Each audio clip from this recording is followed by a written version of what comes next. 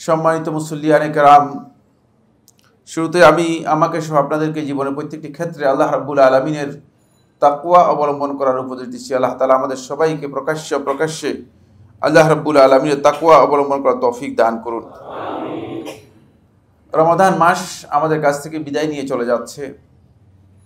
রমাদান মাসের অন্যতম গুরুত্বপূর্ণ একটি ইবাদত হচ্ছে কিয়াম রমাদান। রমাদান মাসে জেগে রাতে নফল ইবাদত করা। রমাদান মাসের এই কিয়াম রমাদান ও কিয়ামুল লাইল নিয়ে আজকে খুব সংক্ষেপে আমি আপনাদের সামনে কয়েকটি পয়েন্টে কথা বলবো। প্রথম যে পয়েন্টটি নিয়ে কথা বলবো সেটি হচ্ছে রমাদান মাসের এই কিয়াম এবং সাধারণত কিয়ামুল লাইল এর ফজিলত গুরুত্ব এত বেশি যে এই প্রসঙ্গে রাসূলুল্লাহ সাল্লাল্লাহু আলাইহি ওয়াসাল্লামের অনেকগুলো হাদিস এবং সরাসরি আল্লাহ সুবহানাহু ওয়া তাআলা কোরআনের অনেকগুলো আয়াতের মধ্যে বিষয়গুলো আলোচনা করেছেন। দলিল সহ বিস্তারিত আলোচনা করা কঠিন, সময় আমাদেরকে সাপোর্ট করবে না। শুধুমাত্র পয়েন্টগুলো আমি বলে যাব। প্রথম পয়েন্ট হচ্ছে, আপনি যদি শেষ রাত্রে যখন মানুষগুলো ঘুমিয়ে থাকবে তখন যদি আপনি দাঁড়িয়ে আল্লাহ রাব্বুল আলামিনের কাছে আপনি নিজেকে পেশ করতে পারেন এবং কিয়ামুল লাইল করতে পারেন, রাতের নামাজ অন্ততপক্ষে 1 রাকাত হোক, মানে পরিপূর্ণ 20 রাকাতের প্রয়োজন নেই, 8 রাকাত 11 রাকাতের প্রয়োজন, অন্ততপক্ষে 1 রাকাতও আপনি যদি পড়তে পারেন, হাযা দালিলুন আলা উলায়াতিল্লাহি লিআবদিহি ওয়া মাহাব্বাতিল্লাহি লাহু। এটি হচ্ছে বান্দার জন্য আল্লাহ রাব্বুল আলামিন যে বান্দাকে ভালোবাসেন এর দলিল। সুতরাং খেয়াল রাখবেন, যদি উঠতে পারেন অন্তত 1 রাকাতের জন্য হলেও, তাহলে মনে করবেন যে আপনার আল্লাহ তাআলা আপনাকে ভালোবাসেন। দুটি আলাদা বিষয়, একটি হচ্ছে আপনি আল্লাহকে ভালোবাসেন, আর একটি হচ্ছে আল্লাহ তাআলা আপনাকে ভালোবাসেন। এটি হচ্ছে আল্লাহ রাব্বুল আলামিন যে আপনাকে ভালোবাসেন এর দলিল। এই জন্য অত্যন্ত গুরুত্ব দিয়ে বিষয়টি বোঝার চেষ্টা করবেন। বিষয় বিস্তারিত দলিল রয়েছে, সময় কারণে বললাম না। 2 নম্বর পয়েন্ট হচ্ছে, এই কারণেই আল্লাহ সুবহানাহু ওয়া তাআলা যারা রাতের এই সময় ঘুম থেকে জেগে যাবে, নিজেদের বিছানা থেকে নিজেদেরকে আলাদা করতে পারবে, আল্লাহ রাব্বুল আলামিন কোরআনে কারীমের সূরাতুস সাজদা এর 15, 16, 17 নম্বর আয়াতে আল্লাহ রাব্বুল আলামিন তাদের প্রশংসা করেছেন যে তাদের অন্তরের মধ্যে আল্লাহ রাব্বুল আলামিনের ভালোবাসা এমনভাবে গেঁথে গিয়েছে যে তারা এই সময় ঘুমিয়ে থাকতে পারে না। তাতাজাফা জুনুবুহুম আনিল মাদাজি', বিছানা থেকে তাদের পার্শ্বদেশগুলো এমনিতেই এই সময় আল্লাহ সুবহানাহু ওয়া তাআলার ভালোবাসায় আলাদা হয়ে যায়, বিযুক্ত হয়ে যায়। এই ভালোবাসা এই জন্য আল্লাহ রাব্বুল আলামিনের যে ইয়াদউনা রাব্বাহুম খাউফান ওয়া তামাআ, তারা তাদের রবকে ডাকে, তাদের রবের কাছে দোয়া করে, তাদের রবের কাছে ফরিয়াদ করে। কিভাবে? খাউফান, ভীতবিহ্বল হয়ে, ওয়া তামাআ, এবং আল্লাহ রাব্বুল আলামিনের কাছে আশা করে যে আমার আল্লাহ সুবহানাহু ওয়া তাআলা আমাকে জান্নাত দেবেন, জাহান্নাম থেকে রক্ষা করবেন, আল্লাহ রাব্বুল আলামিন আমার জন্য সাথী হবেন। 3 নম্বর পয়েন্ট হচ্ছে, আল্লাহ সুবহানাহু ওয়া তাআলা কোরআনে কারীমে একদল লোককে আল্লাহ রাব্বুল আলামিন ইবাদুর রহমান হিসেবে আখ্যায়িত করেছেন। শুধু একটি সূরাতুল ফুরকানের মধ্যে দেখবেন, সূরাতুল ফুরকান এই আয়াতগুলোতে আল্লাহ রাব্বুল আলামিন ইবাদুর রহমান, দয়াময় রহমানের বান্দা কারা তাদের পরিচয় করে দিয়েছেন। সেখানে আল্লাহ সুবহানাহু ওয়া তাআলা বলেছেন ইবাদুর রহমানের অন্যতম একটি বৈশিষ্ট্য হচ্ছে যে তারা রাত্র কাটাবে, রাত্রের একটি অংশ তারা নিজেদের আল্লাহ রাব্বুল আলামিনের জন্য রেখে দেবে, যেই সময় তারা তাদের রব আল্লাহ রাব্বুল আলামিনের সামনে দাঁড়াবে। ওয়াল্লাযীনা ইয়াবিতুনা লিরাব্বিহিম সুজদান ওয়া কিয়ামা ওয়াল্লাযীনা ইয়াকুলুনা রাব্বানা আসরিফ আন্না আযাবা জাহান্নাম ইন্না আযাবাহা কানা গারামা। আল্লাহ তাদের পরিচয় করে দিয়েছেন। 4 নম্বর পয়েন্ট হচ্ছে, এই ব্যক্তিদের জন্য আল্লাহ সুবহানাহু ওয়া তাআলা জান্নাতের মধ্যেও আলাদা একটা স্পেশাল মাকাম রেখেছেন। এই মাকামের নাম হচ্ছে আসহাবুল গুরাফ। তাদের জন্য জান্নাতের মধ্যে গুরাফ এর ব্যবস্থা করা হয়েছে। জান্নাতের মধ্যে কিছু বিশিষ্ট কক্ষ আলাদা করা হয়েছে। যেমন আপনি বড় বড় হোটেলগুলোর মধ্যে দেখবেন যে উপরে একটা ভিন্ন একটা কক্ষের ব্যবস্থা রয়েছে, এটা স্পেশাল কক্ষ এবং মুভিং কক্ষ, বুঝতে পেরেছেন? এটার এমনভাবে জান্নাতের মধ্যে আল্লাহ সুবহানাহু ওয়া তাআলা এই গোলাপগুলো তৈরি করেছেন যে এর ভিতর বাহির পুরোটাই ক্রিস্টালের মতো দেখা যাবে, সব কিছু দেখা যাবে। ক্রিস্টালের মতো বলেছি একটু তুলনা দেওয়ার জন্য, কিন্তু কাল্লা আমি জানি না এটা গায়েবের সাথে জড়িত বিষয়, বুঝতে পেরেছেন? জাস্ট বুঝানোর জন্য। এর ভিতরে থেকেও সব কিছু দেখা যাবে, বাহির থেকেও সব কিছু দেখা যাবে, সব আল্লাহ সুবহানাহু ওয়া তাআলা এভাবে শাফাফা একেবারে স্পষ্ট করে প্রকাশ্য তৈরি করেছেন। এরা হচ্ছে আসহাবুল গুরাব। সূরা ফুরকানের ৭৫ এবং ৭৬ নম্বর আয়াতের মধ্যে আল্লাহ সুবহানাহু ওয়া তাআলা কথা বলেছেন, উলাইকা ইউজাউনাল গুরফাতা বিমা সাবারু। তারা এই রাত্র জেগে আল্লাহ রাব্বুল আলামিনের সামনে যে দাঁড়াতে পেরেছে, এর জন্য তারা যে ধৈর্য ধারণ করেছে, এই কারণেই আল্লাহ সুবহানাহু ওয়া তাআলা তাদেরকে গোরাফ দিয়ে আল্লাহ রাব্বুল আলামিন তাদেরকে পুরস্কার দিবেন। ওয়ায়ুলাক্কাউনা ফিহা তাহিয়াতান ওয়া সালামা। আর সেখানে তাদেরকে শুধু অভিবাদন জানানো হবে, তাদেরকে শুধু সালাম দেওয়া হবে। কিছুক্ষণ পর পর তাদেরকে আল্লাহ সুবহানাহু ওয়া তাআলা সালাম, আল্লাহর পক্ষ থেকে ফেরেশতারা সালাম দেবে। এই মর্মে রাসূলুল্লাহ সাল্লাল্লাহু আলাইহি ওয়াসাল্লামের সহিহ হাদিস সাব্যস্ত হয়েছে। ইমাম আহমদ ইবনে হাম্বল রাহিমাহুল্লাহ তাআলা বর্ণনা করেন এবং অন্যান্য অনেক দীর্ঘ রিওয়ায়াত এবং সহিহ রিওয়ায়াতের মধ্যে এসেছে।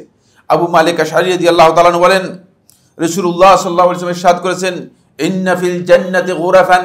জান্নাতের মধ্যে কিছু গোরাফ রয়েছে, বিশিষ্ট কক্ষ রয়েছে, যেগুলো ইউরা যাহিরুহা মিন বাতিনিহা, ভিতর থেকে বাহিরের পুরোটাই দেখা যায়, ওয়া বাতিনুহা মিন যাহিরিহা, আর ভিতরের অংশটুকু বাহির থেকে দেখা যায়। আ'আদাল্লাহু, আল্লাহ সুবহানাহু ওয়া তাআলা এগুলো তৈরি করে রেখেছেন, লিমান আলানাল কালাম, যার কথাটা হবে নরম। বৈশিষ্ট্যগুলো একটু দেখেন, কথাটা নরম করতে হবে, শক্ত কথা ছেড়ে দিতে হবে।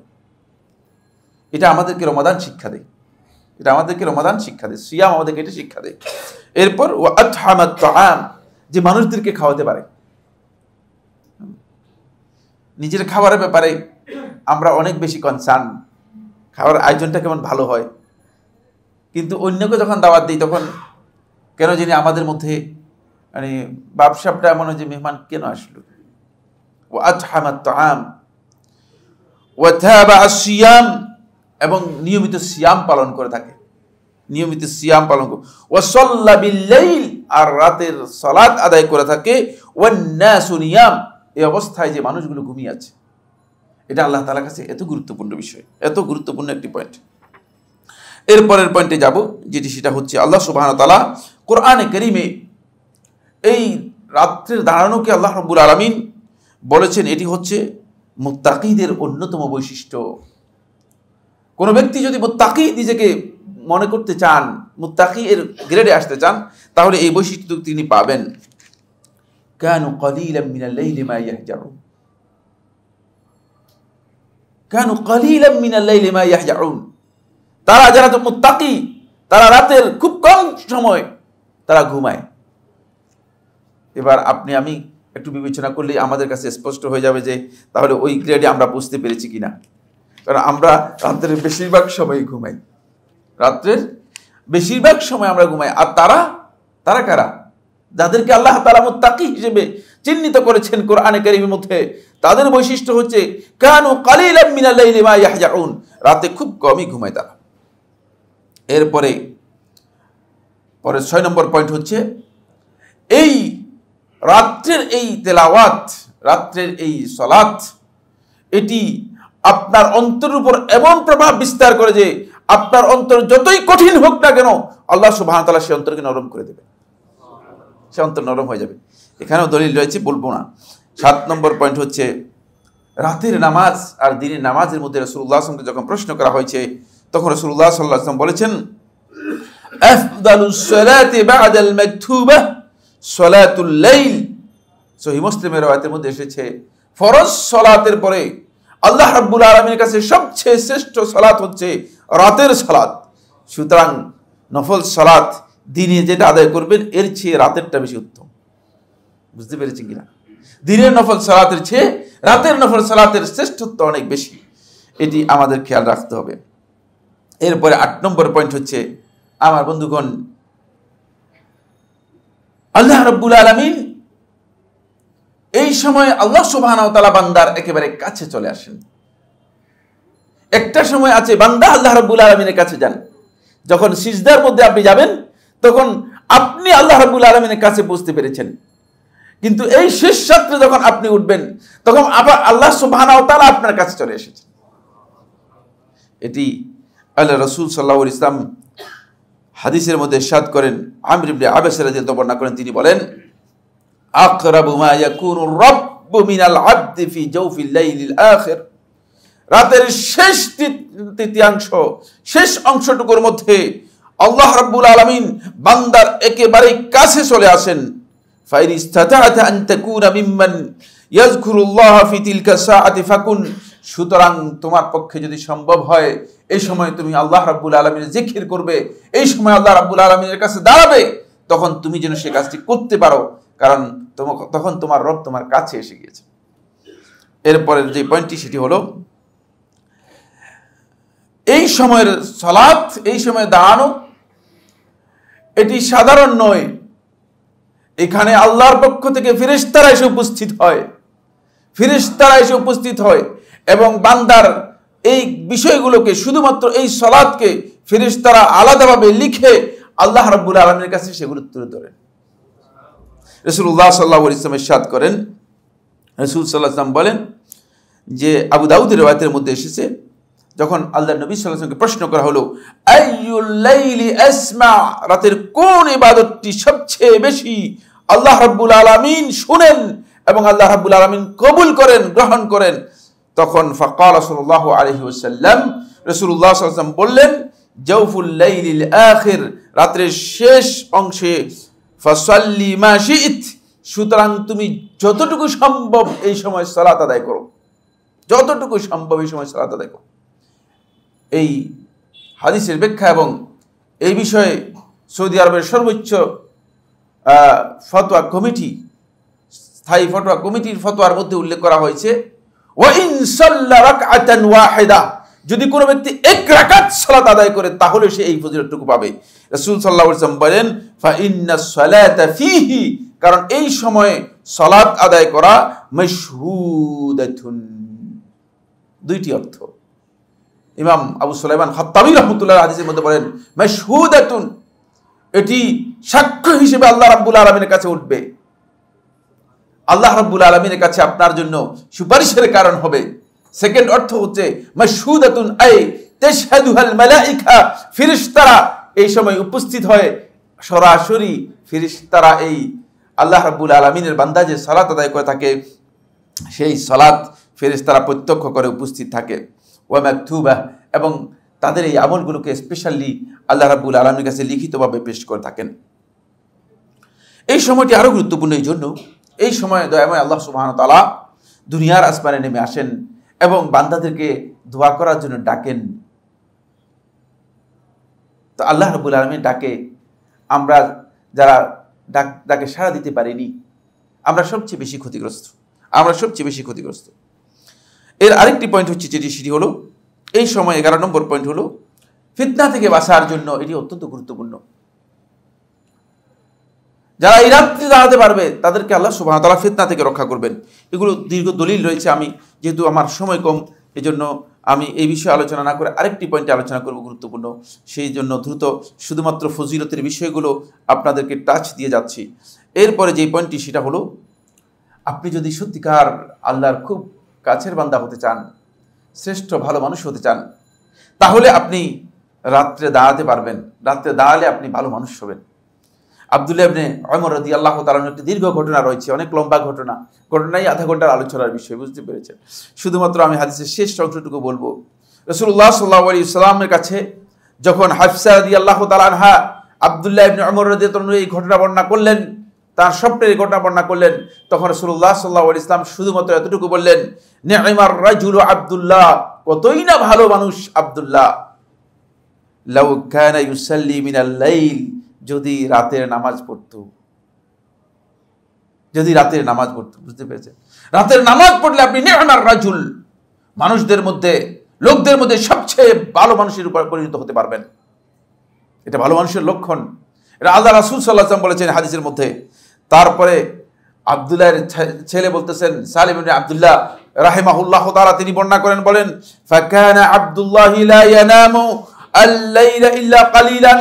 যেদিন রাসূলুল্লাহ সাল্লাল্লাহু আলাইহি ওয়াসাল্লামের কাছে এই কথা শুনেছেন আব্দুল্লাহ ইবনে ওমর রাদিয়াল্লাহু তাআলা আনহু, তিনি সেদিন থেকে আরম্ভ করে তার মৃত্যু পর্যন্ত রাতে কিছু অংশ তিনি ঘুমাতেন, আর রাতে কখনো ঘুমাতেন না, রাতে কখনো ঘুমাতেন না। এরপরে পরের পয়েন্টগুলো শুধু বলে যাব। পরের পয়েন্ট হচ্ছে, বন্ধুগণ, সৎকর্মশীলদের এটা হচ্ছে নিয়মিত অভ্যাস।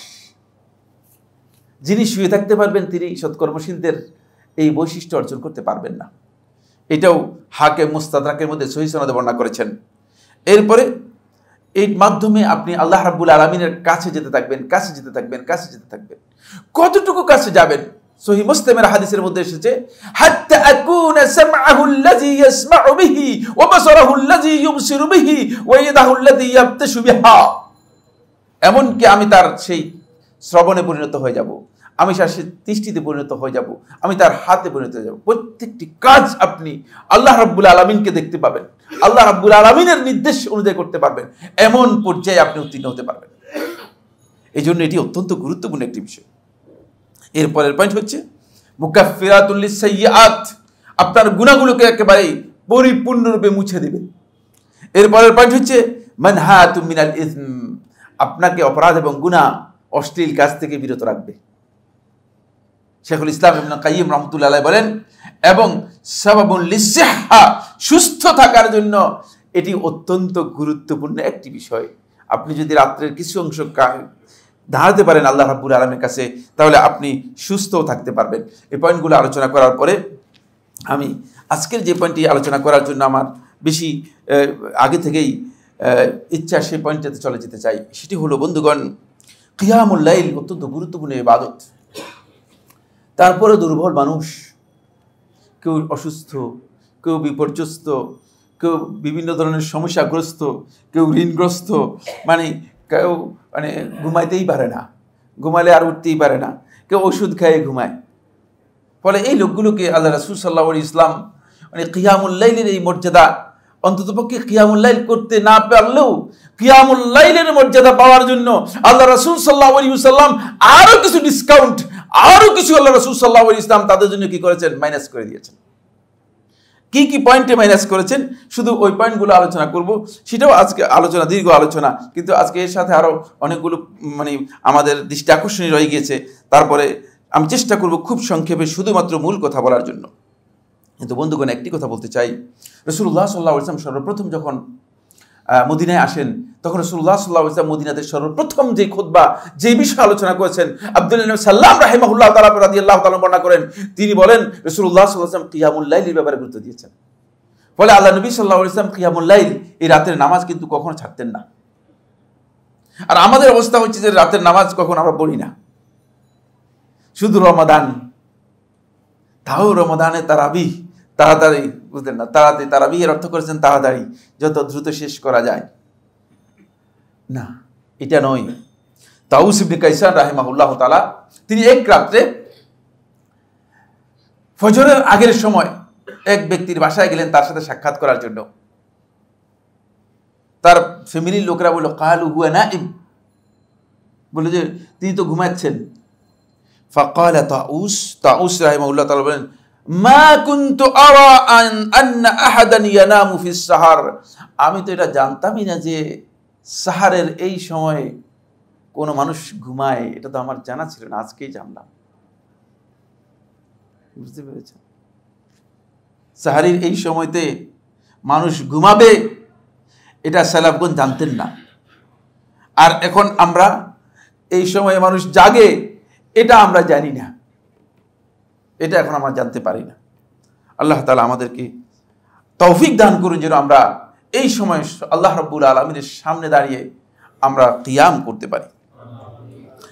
সম্মানিত হাজিরিন, এরপরে যে পয়েন্টটি নিয়ে কথা বলবো সেটি হচ্ছে, রাসূলুল্লাহ সাল্লাল্লাহু আলাইহি ওয়াসাল্লাম তারপরেও কিছুটা আমাদের জন্য সহজ করেছেন। আমাদের মতো অলস, আমাদের মতো দুর্বল, আমাদের মতো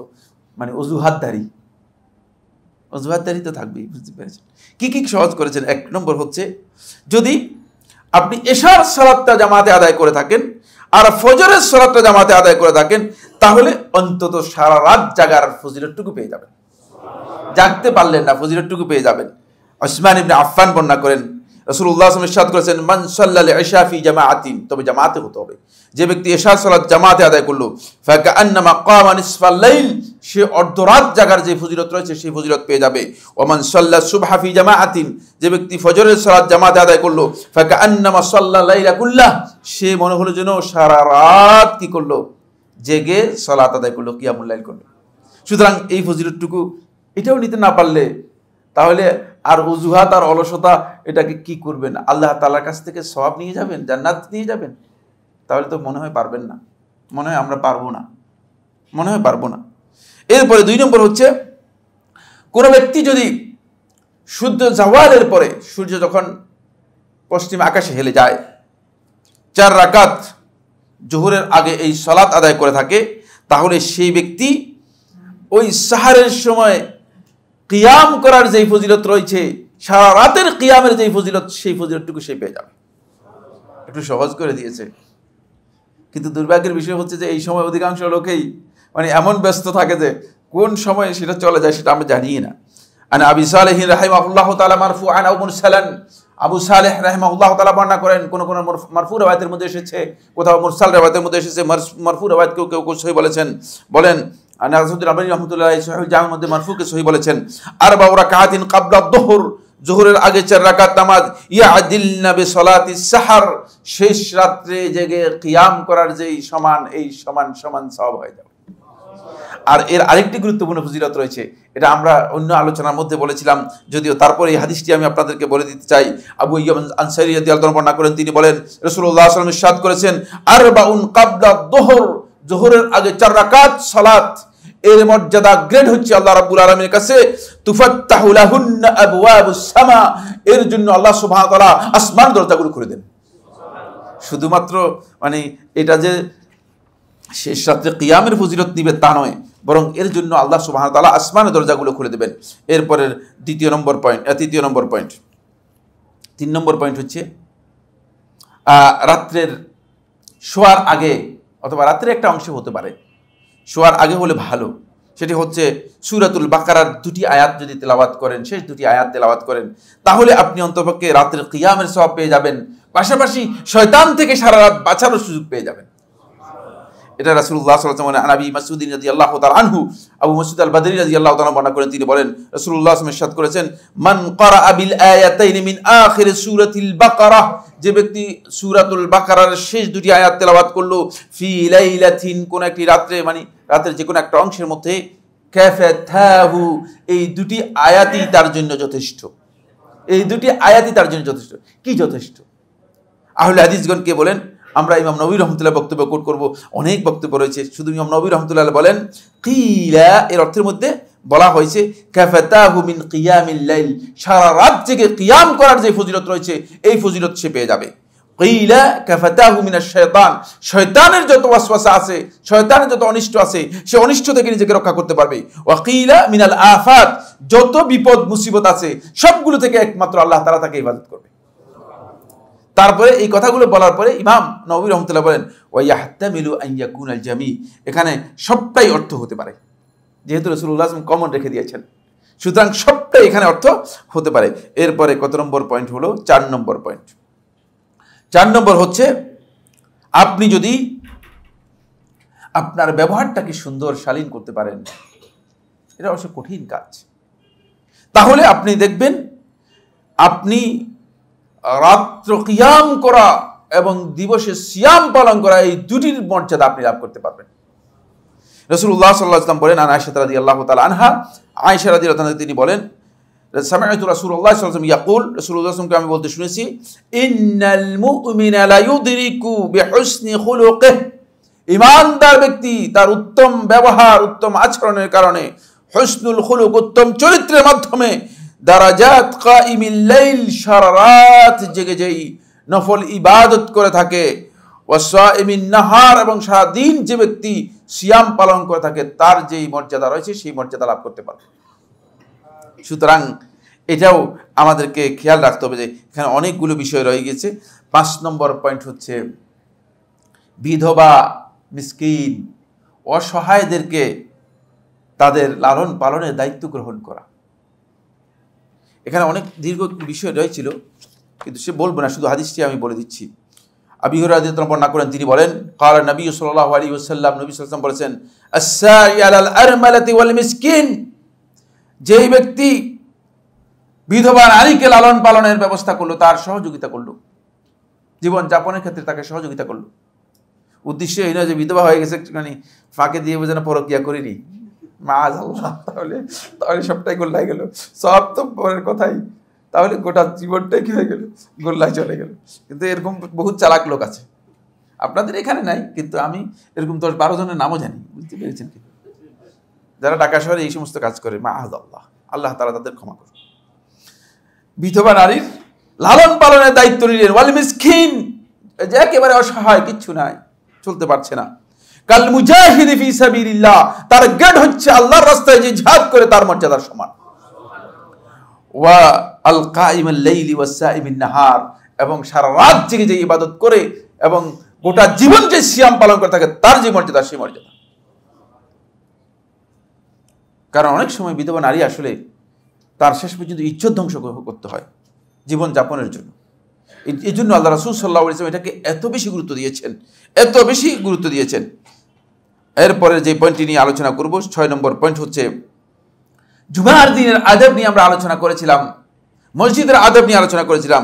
জুমার দিনের কিছু আদব রয়েছে, যেই আদবগুলো কোনো ব্যক্তি যদি যথাযথভাবে রক্ষা করে, তাহলে সেই ব্যক্তি সারা রাত কিয়াম করার যেই সব রয়েছে, সেই সব পেয়ে যাবে। কি সেটি? আন আউস ইবনে আউস আস-সাকাফি রাদিয়াল্লাহু তাআলা আনহু, আউস ইবনে আউস আস-সাকাফি রাদিয়াল্লাহু বর্ণনা করেন, তিনি বলেন, সামি'তু রাসূলুল্লাহ সাল্লাল্লাহু আলাইহি ওয়াসাল্লাম, আল্লাহ রাসূল সাল্লাল্লাহু আলাইহি ওয়াসাল্লামকে আমি বলতে শুনেছি, ইয়াকুল মান গাসসালা ইয়াওমাল জুমআতি ওয়াক্তাসালা, যে ব্যক্তি জুমার দিনে সুন্দরভাবে গোসল করলো। গোসল ছাড়া জুমার দিনে আসা সুন্নাহ পরিপন্থী, বরং শেখ মুহাম্মদ সালেহ সামিন রহমাতুল্লাহ বলেছেন এটা ওয়াজিব। সুতরাং কেউ যদি গোসল ছাড়া আসে, তিনি এই ওয়াজিব লঙ্ঘন করলেন। সুম্মা বাক্কারা ওয়াবতাকার, তারপরে একেবারেই আগে ভাগে সর্বাগ্রে চলে আসলেন, পরে নয়। ইমাম সাহেব আসছেন, ইমামকে ধরার জন্য যারা আসতেছেন তারা ভুল কাজ করতেছেন, তারা এই ফজিলত থেকে মাহরুম হয়ে যাচ্ছেন। ওয়ামাশা ওয়ালাম ইয়ারকাব, তবে হেঁটে আসছে, যদি কাছে হয় হেঁটে আসবে। ওয়ালাম ইয়ারকাব, আরোহণ করে নয়। এখন যদি আমাকে বলেন যে উত্তরা থেকে হেঁটে আসার জন্য, তাহলে আমি আসতে পারলাম না, বুঝতে পেরেছেন? না, এখানে শুধু ওই ব্যক্তির জন্য যে ব্যক্তি মানে হেঁটে আসার স্কোপ আছে, পায়ে হেঁটে আসার স্কোপ আছে, মনে করেন 1 মাইল 2 মাইল আধা কিলোমিটার, মানে এগুলো। তাহলে ওয়াদানা মিনাল ইমাম, এবং ইমামের একেবারে কাছে এসে বসবে। ইমাম থেকে যত দূরে নয়, ইমাম থেকে যত কাছে বসতে পারেন। ওয়াদানা মিনাল ইমাম ফাস্তামাআ ওয়ালাম ইয়ালগু, ইমামের খুতবা মনোযোগের সাথে শুনবে। ওয়ালাম ইয়ালগু, কোন ধরনের বেহুদা কাজ এর মধ্যে করতে পারে। লাঘব যেটাকে বলা হয় থাকে, খুতবার লাঘব, এটা দীর্ঘ আলোচ্য বিষয়, বুঝতে পেরেছেন? খুতবার মধ্যে কি কি কাজে লাঘব হয় সেটা দীর্ঘ আলোচ্য বিষয়। কোনোভাবেই বেহুদা কাজ খুতবার মধ্যে করতে পারবে না। কানা লাহু বিকুল্লি খাতওয়াতিন, তার জন্য প্রত্যেকটি পদক্ষেপেই আমালুস সানা, 1 বছরের নেক আমল তার আমলনামায় লিখে দেওয়া হবে। ওয়া আজরু সিয়ামিহা ওয়া কিয়ামিহা, এবং 1 বছর সিয়াম পালন করা, 1 বছর আল্লাহর সন্তুষ্টির জন্য রাত্র জেগে কিয়াম করার যে ফজিলত রয়েছে, সেই ফজিলত তিনি পেয়ে যাবেন। ইবনে মাজাহ তার সুনানের মধ্যে বর্ণনা করেছেন, একেবারে সহিহ সনদে, নাসিরউদ্দিন আলবানী রাহমাতুল্লাহ সহিহ বলেছেন, নাসিরউদ্দিন আলবানী রাহমাতুল্লাহ সহিহ বলেছেন। এই ডিসকাউন্টটা মানে এবার বেশি পেয়ে যাচ্ছি, ঠিক না? অন্তত জুমার দিন একদিন তো পারবেন না, এটা পারবেন না, পারেন না। এই যে দেখেছেন এখন যারা আসতেছে তারা পারলো কিনা? আপনারা আমার উপর রাগ করেন না, আপনারা পারলেন কিনা? আপনারা পারলেন না তো, ঠিক না? যারা এখন আসলেন তারা তো কেউ পারলেন না। সুতরাং খেয়াল রাখতে হবে এই বৈশিষ্ট্যগুলো, এই আদবগুলো যদি রক্ষা করতে পারেন, তাহলে আপনি এমন একটা গ্রেড পাবেন, যে গ্রেড আর সামান্য গ্রেড নয়, 1 বছরের কিয়াম এবং সিয়ামের যে গ্রেড রয়েছে, যে মর্যাদা রয়েছে, সেই মর্যাদা আপনি পেয়ে যাবেন। এরপরে যে পয়েন্টটি নিয়ে কথা বলবো সেটি হচ্ছে, এবার আরেকটি মাসআলা, 7 নম্বর পয়েন্ট, সেটাও আরো গুরুত্বপূর্ণ। সেটা হলো, দেখতেছেন এটাও পারতেছেন না, দুর্বল লোকদেরকে আল্লাহ রাসূল সাল্লাল্লাহু আলাইহি ওয়াসাল্লাম ডিসকাউন্ট দিতে দিতে 7 নম্বর ডিসকাউন্ট নিয়ে আসছি। 7 নম্বর ডিসকাউন্ট হচ্ছে এই যে অন্ততপক্ষে শোয়ার আগে এতটুকু নিয়ত করে শুবেন যে আল্লাহ, আমি চাই একটু শেষ রাতে যেন উঠতে পারি, আমাকে তৌফিক দান করো। এই নিয়ত করে যদি আপনি শুয়ে যান, তাহলে আপনি কিয়ামের সওয়াব পেয়ে যাবেন, যদিও আপনি কি করতে পারেন নাই, উঠতে পারেন নাই। আন আবি দারদা রাদিয়াল্লাহু তাআলা আনহু, আবু দারদা রাদিয়াল্লাহু তাআলা বর্ণনা করেন, তিনি বলেন, মারফু রাওয়ায়াত করেন, মান আতা রাসূলুল্লাহ সাল্লাল্লাহু আলাইহি ওয়াসাল্লাম ইরশাদ করেছেন, মান আতা ফিরাশাহু, যে ব্যক্তি তার বিছানায় আসলো, ওয়া হুয়া ইয়ানউই, সে এটা নিয়ত করে, আন ইয়াকুমা ইউসাল্লি মিনাল লাইল, যে রাত্র জাগবে, জেগে রাত্রে কিছু নফল সালাত আদায় করবে। ফাগালাবাতহু আইনাহ, কিন্তু তার চোখ তাকে আর উঠতে দেয়নি, তার উপর গালিব হয়ে গেছে, অর্থাৎ ঘুম তাকে এখান থেকে বিরত রেখেছে, ঘুমিয়ে গিয়েছে, সজাগ হতে পারে নাই। হাত্তা আসবাহা, এর মধ্যেই ফজর এসে গিয়েছে। কুতিবা লাহু মা নাওয়া, সে যা নিয়ত করেছে আল্লাহ সুবহানাহু ওয়া তাআলা তার আমলনামায় সেটা লিখে দেবেন। ওয়া কানা নাওমুহু সাদাকাতান মিন রাব্বিহি আযজা ওয়া জাল, আর তার এই ঘুমটুকু আল্লাহ রাব্বুল আলামিনের পক্ষ থেকে তার জন্য সদকা হয়ে যাবে। সুতরাং ঘুমটাও বেহুদা যাবে না, ঘুমটাও কি যাবে না, বেহুদা যাবে না। একেবারেই সহিহ হাদিস, রাসূলুল্লাহ সাল্লাল্লাহু আলাইহি ওয়াসাল্লাম শেখ নাসিরউদ্দিন আলবানী রাহমাতুল্লাহ হাদিসটিকে সহিহুল জামিউর মধ্যে উল্লেখ করেছেন 5941 নম্বর হাদিস। এখানে হাদিস নাম্বারও বলে দিলাম, মনে করেন না যে মানে এগুলো গল্প বলতেছি, বুঝতে পেরেছেন কিনা? এগুলো ওই ফজিলত নয় যারা ফজিলতের বর্ণনা করে মানুষদেরকে পথভ্রষ্ট করতেছে, এগুলো নয়, বুঝতে পেরেছেন? এগুলো সরাসরি আল্লাহ রাসূল সাল্লাল্লাহু আলাইহি ওয়াসাল্লামের হাদিস থেকে বলছি। এরপরে যে পয়েন্টটি অত্যন্ত গুরুত্বপূর্ণ, শেষ পয়েন্ট, সেটা হলো অন্ততপক্ষে এটাও যদি না পারেন, তাহলে লোকদেরকে কিয়ামুল লাইল, রাত্র জাগার যেই ফজিলত রয়েছে, গুরুত্ব রয়েছে, রাত্র জাগার যে শ্রেষ্ঠত্ব আছে, এর যে মর্যাদা আছে, এই মর্যাদাটুকু আপনি লোকদের কাছে তুলে ধরার জন্য চেষ্টা করবেন, তাহলেও আপনি এর ফজিলত পেয়ে যাবেন। এই মর্মে শেখুল ইসলাম ইবনে কাইয়িম রাহমাতুল্লাহ আলাইহি বর্ণনা করেন, তিনি বলেন, আল্লাহ নবী সাল্লাল্লাহু আলাইহি ওয়াসাল্লাম বলেছেন, যদি কোনো ব্যক্তি মানুষদেরকে কোনো একটা ভালো কাজের জন্য তাকে জ্ঞান দেয়, দিক নির্দেশনা দেয়, ভালো কাজ সম্পর্কে পরামর্শ দেয়, ওই ভালো কাজ যদি সেই ব্যক্তি করে, যে ব্যক্তি করলো, এই ভালো কাজের সওয়াবটুকু যে পরামর্শ দিয়েছে, যে দেখিয়েছে, যে দিক নির্দেশনা দিয়েছে, সেও পরিপূর্ণরূপে পেয়ে যাবে। এই জন্য আমরা চেষ্টা করব অন্তপক্ষে নিজে যতটুকু পারি সেটা করার জন্য। তবে খেয়াল রাখতে হবে যে বন্ধুগণ, রমাদান মাস এটা অত্যন্ত ফজিলতের একটি মাস। এই সময় আল্লাহ সুবহানাহু ওয়া তাআলা আমাদেরকে শেষ রাতে এই জন্যই জাগতে বলেছেন। এর আগের উম্মতকে আল্লাহ রাব্বুল আলামিন শেষ রাতে খাওয়ার পারমিশন দেন নাই, শেষ রাতে খাওয়ার অনুমতি দেন নাই, কিন্তু আমাদেরকে আল্লাহ সুবহানাহু ওয়া তাআলা শেষ রাতে খাওয়ার অনুমতি দিয়েছেন। কেন আল্লাহ সুবহানাহু ওয়া তাআলা শেষ রাতে খাওয়ার অনুমতি দিয়েছেন এই সাহারের সময়? এর কারণ হচ্ছে একটাই, যেহেতু আল্লাহ রাব্বুল আলামিন পছন্দ করেছেন যে সাহারের সময় আমি অন্ততপক্ষে একবার দাঁড়িয়ে যেন আল্লাহ রাব্বুল আলামিনের কাছে আমার কথাগুলো বলতে পারি এবং দাঁড়াতে পারি।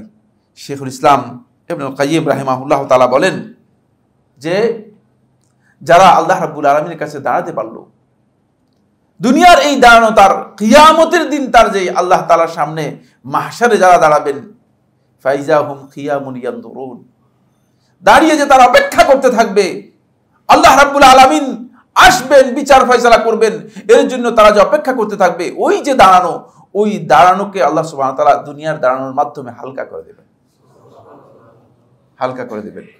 সুতরাং কিয়ামুল লাইলের এই কথাগুলো আলোচনা করার পরে একেবারে শেষ যে পয়েন্টটি নিয়ে আমি কথা বলবো বন্ধুগণ, সেটি হচ্ছে কিয়ামুল লাইলের সাথে জড়িত হচ্ছে কোরআনে কারীমের তিলাওয়াতুল কোরআন।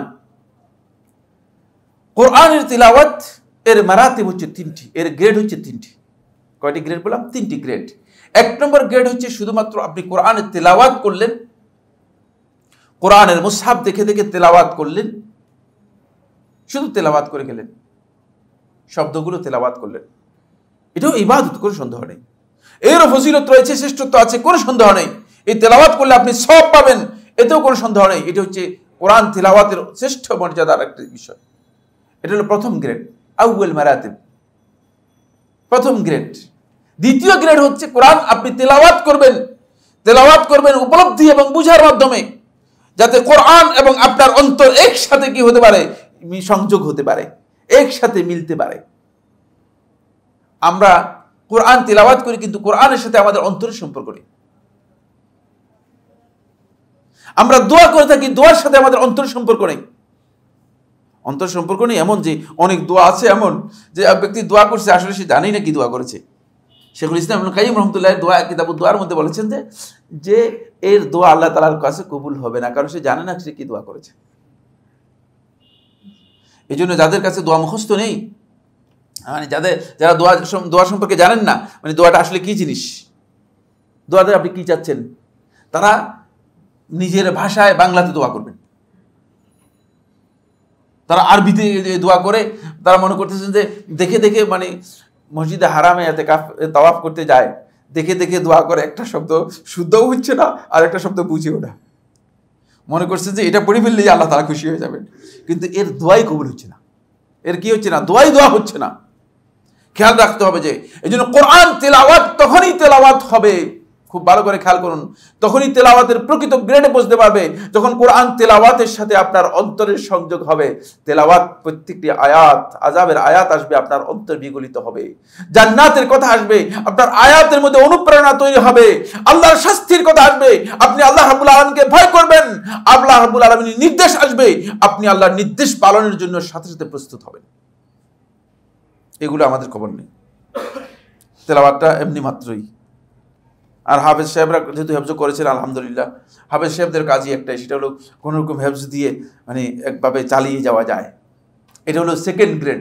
থার্ড গ্রেড যেটি, সেটা হচ্ছে কোরআন তিলাওয়াতের সর্বোচ্চ গ্রেড হচ্ছে, আমার বন্ধুগণ, কোরআন তিলাওয়াত করবে উপলব্ধির সাথে ধীরস্থিরভাবে সলাতের মধ্যে। কোরআন তেলাওয়াত সলাতের মধ্যে হয়। এই জন্য ইমাম সালাফগণ যখন তারা কোরআন তেলাওয়াত করতেন, কোরআন তেলাওয়াতকে তারা গুরুত্ব দিতেন সালাতের মধ্যে বেশি। এই রাতের কিয়ামের সাথে তেলাওয়াতের সম্পর্ক রয়েছে। আপনি যখন দাঁড়াবেন কিয়ামুল লাইল করার জন্য, তখন আপনি কোরআনে কারীম থেকে তেলাওয়াত করবেন, তেলাওয়াত করবেন, তেলাওয়াত করবেন। এমনকি ওসমান ইবনে আফফান রাদিয়াল্লাহু তাআলা আনহু কোনো এক রাত্রে তিনি পুরা কোরআন এক রাকাতে খতম করে ফেলতেন। সহিহ riwayat দ্বারা সাব্যস্ত হয়েছে, সালাফদের আমল এটি সাব্যস্ত হয়েছে। আর আমরা যদি ইমাম সাহেব যদি কোনো কারণে 2 পৃষ্ঠা একটু বেশি পড়ে, মানে ইমাম সাহেবকে, ইমাম সাহেব খবর কি, এর অর্থ হচ্ছে আপনি মানে আপনার নিজের অজুহাত, নিজের দুর্বলতাকে আপনি ইমামের উপর চাপিয়ে দিচ্ছেন।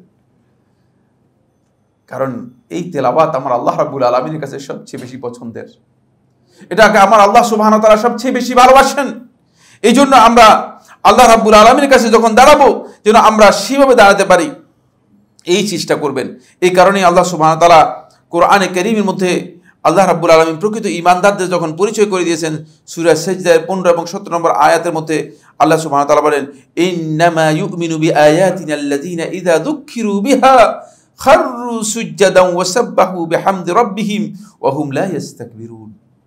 তেলাওয়াতের অবস্থা দেখেন, ইন্নামা ইউমিনু বিআয়াতিনা, কেবলমাত্র আমাদের আয়াতের প্রতি তারাই ঈমান আনে, আল্লাযীনা ইযা যুক্কিরু বিহা, যখন এই আয়াত দিয়ে তাদেরকে উপদেশ দেওয়া হয়, যখন এই আয়াত দিয়ে তাদেরকে ভয় দেখানো হয়, যখন এই আয়াত তাদের সামনে পেশ করা হয়, খাররু সুজদান, সাথে সাথেই তারা সিজদায় অবনত হয়ে যায়, সিজদায় পড়ে যায়। আমরা তো তেলাওয়াতের পরে বুঝিই নেই, সিজদা পড়ার তো প্রশ্নই আসে না। বরং আমাকে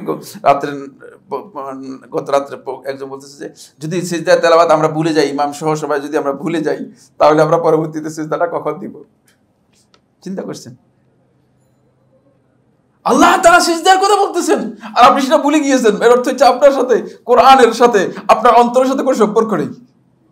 আপনি তেলাওয়াত করতেছেন, আপনি বুঝেন না কিছু, পড়তেছেন, পড়া তো সওয়াবের কাজ, করে সন্দেহ নেই, কিন্তু খেয়াল কি বলতেছেন এখানে আল্লাহ সুবহানাহু ওয়া তাআলা, ইযা যুক্কিরু বিহা খাররু সুজদান, তারা সিজদায় অবনত হয়ে যায়, ওয়াসাব্বাহু বিহামদি রাব্বিহিম, এবং তাদের রবের পবিত্রতা তারা বর্ণনা করে।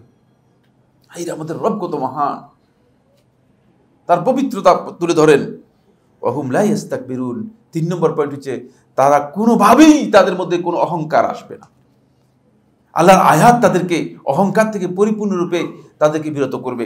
আসুন বন্ধুগণ, এরপরে আমি যে কয়েকটি বিষয় নিয়ে কথা বলবো, 1 নম্বর যে পয়েন্টটি নিয়ে কথা বলবো সেটা হলো রমাদান মাসের সাথে একটি বিষয় খুবই জড়িত, সেটা হচ্ছে রমাদান মাসে দান খয়রাত করা, সদকা করা।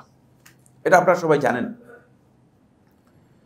কানা আজওয়াদা মা ইয়াকুনু ফি রমাদান, রাসূলুল্লাহ সাল্লাল্লাহু আলাইহি ওয়াসাল্লাম বৈশিষ্ট্য বর্ণনা করেছেন আব্দুল্লাহ ইবনে আব্বাস রাদিয়াল্লাহু তাআলা আনহু, যে রমাদান মাসে আল্লাহ রাসূল সাল্লাল্লাহু আলাইহি ওয়াসাল্লাম সবচেয়ে বেশি দান করতেন। কারণ এই মাসের ফজিলত রয়েছে অনেক বেশি, এই মাসের গুরুত্ব রয়েছে অনেক বেশি।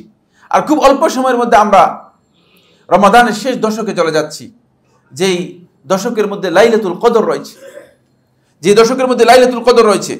আর এই লাইলাতুল কদরের শ্রেষ্ঠত্ব এত বেশি যে শুধুমাত্র শেখুল ইসলাম ইবনে তাইমিয়া রাহমাতুল্লাহ একটি বক্তব্য আমি আপনাদেরকে পড়ে শোনাই, যেটা আপনারা হয়তো উপকৃত হবেন। সেটা হলো শেখুল ইসলাম রাহিমাহুল্লাহ তাআলা বলেন যে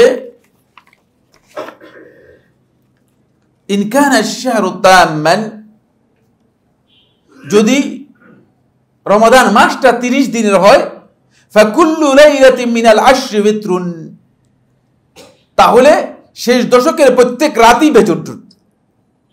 শেষ দশকের প্রত্যেকটা রাতই কি বেজোট। কিভাবে বলতেছেন শেখুল ইসলাম বলেন, ইম্মা বিআতিবারিল মাদি, যেমন যেটা পাস হয়ে গেছে এই দিক থেকে যদি ধরেন তাহলে এটা বেজোট হবে, কা ইহদা ওয়া ইশরিন, ওয়া ইম্মা বিআতিবারিল বাকি, যেমন বাকি যেটা আছে সে বাকির দিক থেকে হিসাব করলে এটা বেজোট, কাসানিয়াতি ওয়াল ইশরিন, যেমন 22 তারিখে যেহেতু বাকি আছে, আর কয়টা বাকি আছে, বেজোট বাকি রয়েছে।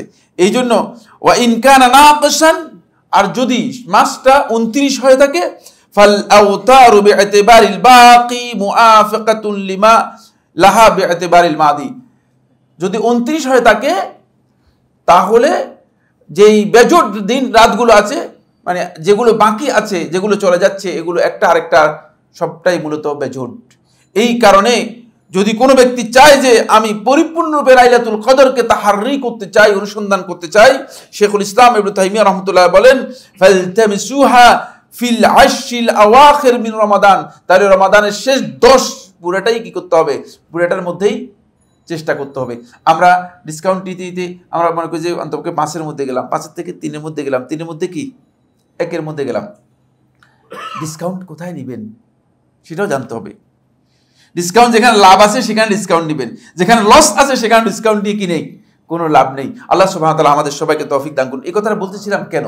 এই কথা বলতেছিলাম যে রমাদানের শেষ দশকে দান এবং সাদকার ফজিলত এত বেশি যে আল্লাহ রাসূল সাল্লাল্লাহু আলাইহি ওয়াসাল্লাম রমাদান মাসে এমনিতেই অনেক পরিমাণে দান করতেন। রাসূল সাল্লাল্লাহু আলাইহি ওয়াসাল্লাম দান করতেন।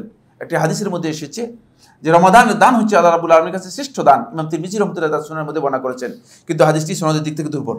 হাদিসটি সনদের দিক থেকে দুর্বল। যদিও হাদিসের শব্দটা দুর্বল হয়ে থাকে, হাদিসের অন্য যে বর্ণনাগুলো এসেছে এই বর্ণনাগুলো থেকে বোঝা যায় সালফে সালেহিনগণ রমাদান মাসে সবচেয়ে বেশি দান খয়রাত করতেন। আর এই দান খয়রাতের মধ্যে সবচেয়ে বড় দান হচ্ছে যেটা আল্লাহ তাআলা ফরজ করেছেন। যেটা কে ফরজ করেছেন? আল্লাহ রাব্বুল আলামিন ফরজ করেছেন। আপনি এই কথা মনে করেন যে ফরজটা কিন্তু দুর্বল। ফরজ দুর্বল নয়, ফরজ হচ্ছে কি অনেক বেশি শক্তিশালী। যেটা আল্লাহ সুবহানাহু ওয়া তাআলা বান্দার উপর ফরজ করেছেন সেটা অনেক গুরুত্বপূর্ণ। ফলে এই দানের মধ্যে ফরজ দানটা আপনার কাছে সবচেয়ে গুরুত্বপূর্ণ যাকাত। বন্ধুগণ, যাকাত যেদিন থেকে ফরজ হয়েছিল সেদিন থেকে যাকাত মূলত প্রাতিষ্ঠানিকভাবে রাষ্ট্রের মাধ্যমে যাকাত আদায় করা হতো। যাকাত আদায়ের পদ্ধতি হচ্ছে এটি। দুর্ভাগ্যের বিষয় এই ব্যবস্থাপনা যখন আস্তে আস্তে করে হারিয়ে গিয়েছে, এখন শুধুমাত্র ব্যক্তিগত উদ্যোগে মানুষ যাকাত আদায় করে থাকে, তাও যাকাত নামে লামসাম আদায় করে থাকে। যাকাত নয়, যাকাত নামে কিছু পুরা সম্পদের হিসাব না করে তিনি লামসাম আদায় করে দেন, আর তিনি মনে করে থাকেন যে এর মাধ্যমে তিনি যাকাত আদায় করে দিয়েছেন। আপনি কি আল্লাহ রাব্বুল আলামিনকে ফাঁকি দিতে পারবেন? আপনার সম্পদ কি আছে আমি যদি না জানি, কিন্তু আল্লাহ রাব্বুল আলামিন তো জানেন। সুতরাং এই জায়গায় আটকে পড়ে যাবেন। আপনি যাকাত আদায় করতেছেন শুধুমাত্র কিছু কিছু জিনিস দিয়ে, সামান্য একটা কিছু দিয়ে যাকাত আদায় করতেছেন না। আপনার পুরো সম্পদের হিসাব, যাকাতযোগ্য সম্পদের হিসাব করবেন। হিসাব করার পরে সেটার পরিপূর্ণ যাকাত আদায় করে দেবেন। অন্যথায় আপনার সম্পদের ঝুঁকি থেকে যাবে। 1 নম্বর হারাম হয়ে যাওয়ার ঝুঁকি থেকে যাবে, নাউজুবিল্লাহ। 2 নম্বর হচ্ছে আপনার সম্পদ হালাক হয়ে যাওয়ার কি থাকবে, ঝুঁকি থেকে যাবে, ধ্বংস হয়ে যাওয়ার ঝুঁকি থেকে যাবে। 2টা ঝুঁকি থেকে আপনার সম্পদ মুক্ত হবে না। এই জন্য আমি বন্ধুগণ বলবো, আমরা আমাদের সম্পদের হিসাব করে যাকাত আদায় করে দিই। আপনারা জানেন যে মসজিদ সিদ্দিক রাদিয়াল্লাহু তাআলা কমপ্লেক্সে যাকাত একটা ফান্ড রয়েছে। যাকাতের ফান্ড থেকে সেখানে অনেক গুরুত্বপূর্ণ বিষয়, মানে সেখানে অনেকগুলো প্রজেক্ট করা হয়ে থাকে। বিশেষ করে একেবারেই অভাবী দুস্থ পথশিশু যারা আছে তাদেরকে কোরআন শিক্ষা দেয়া, কোরআনের তালিম দেয়া, এই কাজগুলো মানে অনেক জায়গায় এই প্রজেক্টগুলো বাস্তবায়ন করা হচ্ছে। অভাবীদের মাঝে গরু বিতরণ করা হচ্ছে, অভাবীদের মাঝে এই সেলাই মেশিন বিতরণ করা হচ্ছে। এই যে এগুলো বিতরণ করা হচ্ছে যাতে করে অভাবী না থেকে অভাব থেকে বেরিয়ে আসতে পারে, এবং সেই প্রচেষ্টা জাকাতের মাধ্যমে মূলত করা হতে হবে। জাকাতটা প্রাতিষ্ঠানিকভাবে হওয়ার কথা ছিল। জাকাত ভিক্ষাবৃত্তি নয়। জাকাত হচ্ছে জাকাত আদায়ের পদ্ধতি হচ্ছে আপনি জাকাতের হকদারের বাড়িতে গিয়ে জাকাতটা কি করে দিবেন, আদায় করে দিয়ে আসবেন। আর আমরা কি করে থাকি, আমরা নোটিশ করে দিই অথবা মাইকিং করে দিই, অমুক জায়গায় আসবেন, আপনারা জাকাত নেওয়ার জন্য জাকাত দেওয়া হবে। ভিক্ষা দেওয়ার জন্য আপনি মানুষদেরকে ডাকতেছেন না। জাকাত তাদের কি করবেন, পাওনাদারদের বাসায় পৌঁছায় দিবেন। আমি এক রমাদানে সৌদি আরবের একেবারে এটাকে পূর্ব পশ্চিম অঞ্চল, যেটাকে ওই যে লাইলি মাজনু আছে না, এটাকে একটা মদিনা, একটা শহরের নাম আছে মদিনাত লাইলাতে আমি এক রমজানে ছিলাম। তো সেখানে আমি দাওয়াতি কাজের জন্য গিয়েছিলাম। এখানে একটা বড় ধরনের ফান্ড রাইজ করা আছে, জাকাত এবং এই সদকা দান খারাত ইত্যাদির। ফকিরা টেলিফোন করে মুদির যে আছে, যে ডাইরেক্টর যিনি আছেন, তাকে বলেন যে কি ব্যাপার, একদিন লেট হয়ে গেল, আমাদের হক আমাদের কাছে পৌঁছালেন না কেন? আমার সামনে ফকির তো আসেই নাই, বরং টেলিফোন করে বলতেছে যে একদিন যে লেট হয়ে গেল, আমাদের হকটা আমাদের কাছে পৌঁছালেন না কেন? বুঝতে পেরেছেন? আপনার উপর দায়িত্ব হচ্ছে আপনার আল্লাহ তাআলার হক যেটা রয়েছে, এই হকটুকু যারা পাওনাদার আছে, পাওনাদারদের কাছে আপনি গিয়ে পৌঁছে দেবেন। এবং এই প্রজেক্টে আলহামদুলিল্লাহ ইতিমধ্যেই অনেকেই একটু স্বাবলম্বী হতে পেরেছে। তারা অন্তপক্ষে কয়েকজন আমি শুনেছি, আমি নিজে প্রত্যক্ষ করেছি, কয়েকজন সেই প্রজেক্টের মধ্যে যারা ছিল, কয়েকজনকে দেখেছি তারা আলহামদুলিল্লাহ সুন্দরভাবে কেউ গড় করেছে, কেউ আরো ব্যবস্থা ইত্যাদি করেছে, নিজেরা অগ্রসর হতে পেরেছে। আমরা যদি একটু পরিকল্পিতভাবে সুন্দরভাবে যদি আমাদের জাকাতগুলো পৌঁছাতে পারি, তাহলে কিন্তু জাকাতের মাধ্যমে অনেককে সহায়তা দেওয়া সম্ভব এবং অনেককে স্বাবলম্বী করে তোলা সম্ভব। কিন্তু সেই স্বাবলম্বী আমরা করতে পারছি না, যেহেতু আমরা হিসাব করে জাকাত দিই না। 2 নম্বর হচ্ছে জাকাত দিয়ে থাকি, কিন্তু জাকাত দেওয়ার পদ্ধতি আমাদের ভুল। ভিক্ষাবৃত্তির মাধ্যমে জাকাত দিয়ে থাকি, জাকাতের মাধ্যমে আমরা ভিক্ষাবৃত্তিকে প্রমোট করতেছি। ফলে এই কাজগুলো যেন আমরা পরিশুদ্ধ করতে পারি। জাকাত ফান্ডে আপনাদের চেষ্টা করবেন, আপনাদের যদি সুযোগ থাকে কারো জাকাত ফান্ডে আপনারা শেয়ার করবেন। আল্লাহ সুবহানাহু ওয়া তাআলা আমাদের সবাইকে তৌফিক দান করুন। এবং সর্বশেষ যারা অসুস্থ আছেন, আল্লাহ সুবহানাহু ওয়া তাআলা তাদেরকে সুস্থ দান করুন। যারা আমাদের মসজিদের মুসল্লি মারা গিয়েছেন, আল্লাহ রাব্বুল আলামিন তাদের কবরকে এই বরকতময় সময়ে, রমাদানের সময় যেন আল্লাহ রাব্বুল আলামিন আযাব থেকে মুক্ত করে তাদেরকে জান্নাতের ফয়সালা করে দেন, সে তৌফিক দান করুন। বন্ধুগণ, আমাদের আর সময় বেশি বাকি নেই। আমি আসলে একেবারে রমাদানের শুরু থেকে আরম্ভ করে এত বেশি ব্যস্ত ছিলাম যে ফলে আমি আজকে যে 15 রমজান চলতেছে, এটা আমি আজকে শুনতে পারলাম, বুঝতে পেরেছেন? আজকে বুঝতে পারলাম যে আজকে 15 রমজান হয়ে গেছে। আমাদের হাতে তো আর মোটের সময় নেই, আমরা আসলে কিছু করতে পারিনি। আমি জানি না, আমি ব্যক্তিগতভাবে নিজেকে ইহতেসাব করছি, আমরা কিছু করতে পারিনি। চেষ্টা করুন যেন আল্লাহ রাব্বুল আলামিনের কাছে আর বাকি সময়টা যেন আমরা গনিমত মনে করে কাজে লাগাতে পারি। আল্লাহ সুবহানাহু ওয়া তাআলা আমাদের সবাইকে তৌফিক দান করুন। أقول قولي هذا لي ولكم فأستغفر الله لي ولكم فاستغفروه إنه هو الغفور الرحيم.